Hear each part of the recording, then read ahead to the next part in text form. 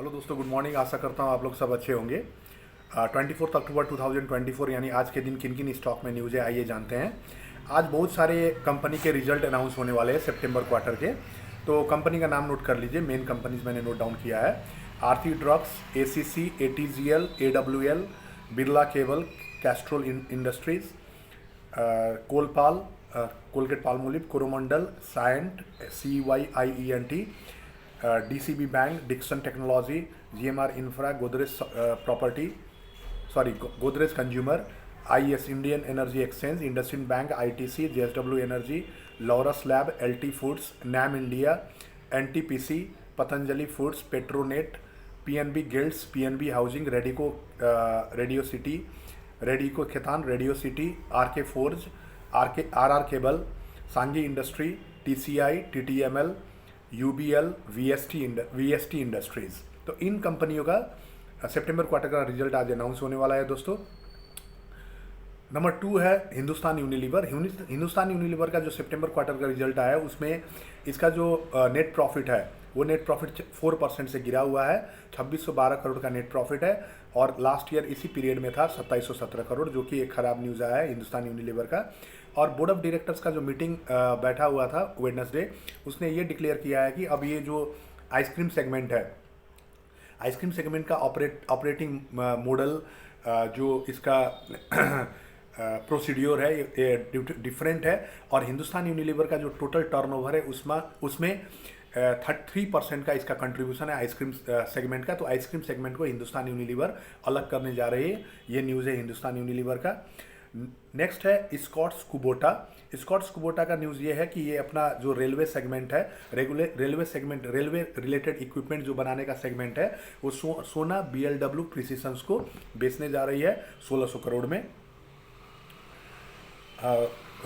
मतलब लगभग इन लोग का एग्रीमेंट तय हो गया है और इसका जो टेक ओवर है वो सोना BLW ने ले लिया है रेलवे इक्विपमेंट सेगमेंट का। और स्कॉट्स कुबोटा का ये कहना है कि ये जो सेल हुआ है 1600 करोड़ का, जो रेलवे इक्विपमेंट बनाती थी सेगमेंट, इसका सेल करने का एक ही उद्देश्य है कि ये अपना कंपनी का जो प्रोडक्शन है वो फोकस करना चाह रही है एग्रीकल्चर इक्विपमेंट और कंस्ट्रक्शन इक्विपमेंट में। नेक्स्ट स्टॉक है यूग्रो कैपिटल, UGRO कैपिटल।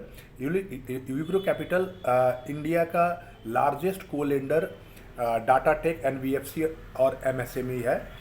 और इसका जो सितंबर क्वार्टर रिजल्ट आया है वो रिजल्ट में इसका जो नेट प्रॉफिट है वो 17% से बढ़ा है। 36 करोड़ इसका नेट प्रॉफिट है और क्वार्टर फर्स्ट में ये था 30 करोड़ का, 30 करोड़ का, तो 17% का ग्रोथ आया इसमें।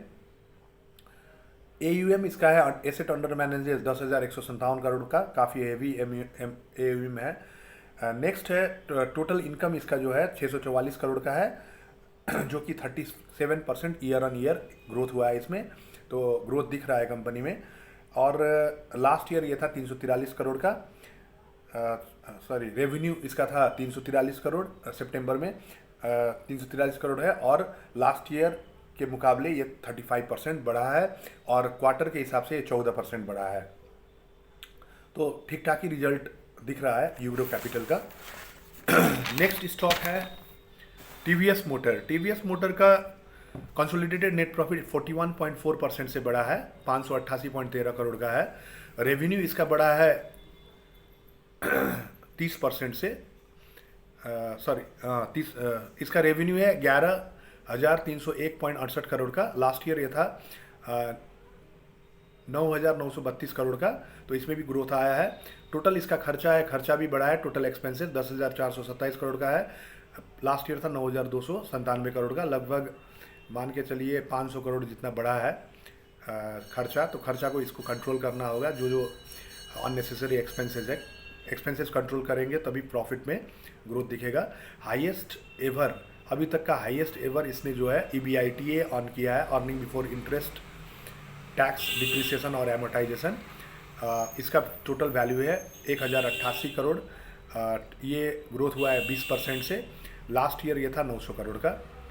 नेक्स्ट है profit before tax. Profit before tax इसका 24% बढ़ा है year on year, last year के मुकाबले 897 करोड़ का इसका प्रॉफिट बिफोर टैक्स है और लास्ट ईयर ये था 724 करोड़ का।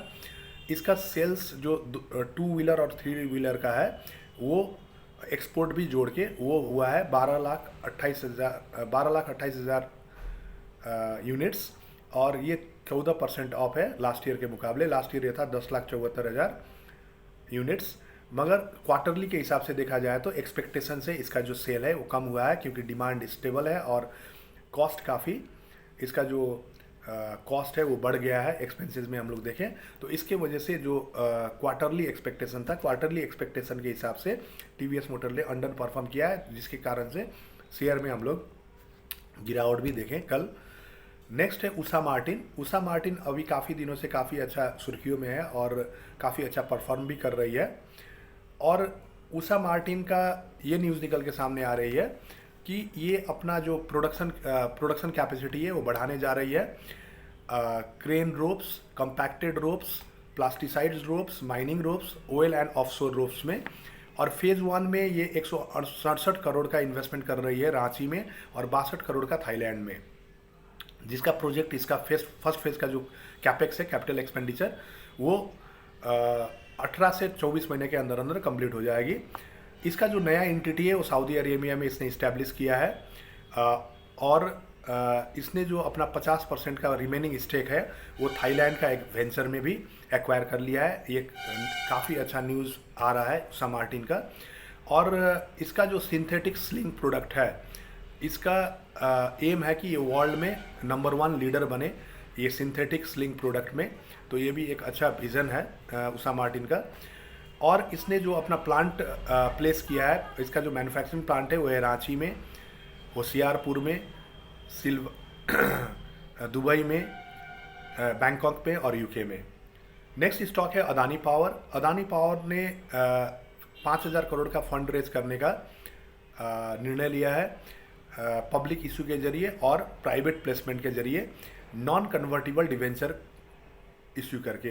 तो इसमें पहले एक ही बार में भी कर सकता है और बार बार करके भी कर सकता है।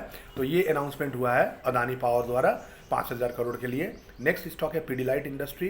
पीडीलाइट इंडस्ट्री का 18% से नेट प्रॉफिट बढ़ा है सितंबर क्वार्टर में। 540 करोड़ का इसका नेट प्रॉफिट है, लास्ट ईयर के मुकाबले 18% बढ़ा है। और इसका जो रेवेन्यू है वो 5% से बढ़ा है, 3,232 करोड़ का रेवेन्यू है। ये पीडीलाइट के लिए एक अच्छा खबर है।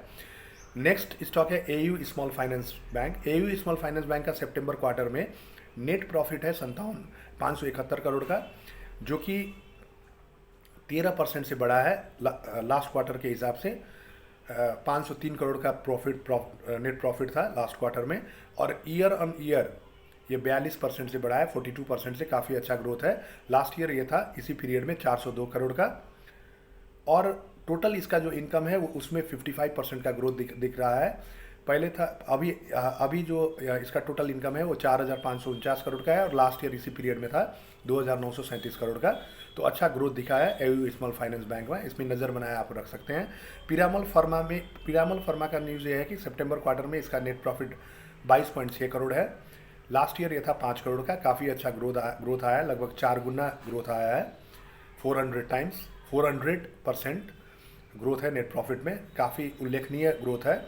रेवेन्यू 2242 करोड़ का है, जो कि 17% ग्रोथ आया है इसमें लास्ट ईयर के मुकाबले। और earning before interest and tax depreciation amortisation है 28% से बढ़ा है, ये है 403 करोड़ का। तो ये पिरामल फार्मा के लिए एक अच्छा न्यूज़ निकल के सामने आ रही है। ये मेरा नॉलेजेबल वीडियो है दोस्तों। कोई भी स्टॉक बाई और सेल करने से पहले अपना ब्रोकर और कंसल्टेंट को ज़रूर सलाह करें।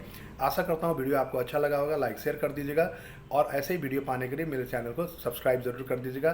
Thank you all of you, have a nice day.